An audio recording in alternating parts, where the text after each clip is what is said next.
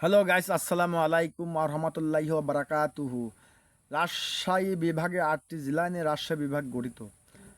8টি জেলায় যতগুলো উপজেলা আছে এবং সমস্ত উপজেলার নাম আমি 40 সেকেন্ডের মধ্যে বলবো ইনশাআল্লাহ। 40 সেকেন্ডের মধ্যে বলতে পারলে আপনারা অবশ্যই কমেন্টে কিছু বলে যাবেন। রাজশাহী, পাবনা, নাটোর, চাঁপাইনবাবগঞ্জ, সিরাজগঞ্জ, নওগাঁ, বগুড়া, জয়পুরহাট। রাজশাহী সদর, দুর্গাপুর, পটিয়া, বাগা, বাগমারা, বোয়ালিয়া, তানোরপুবা, গুদাগাড়ি, চারঘাট।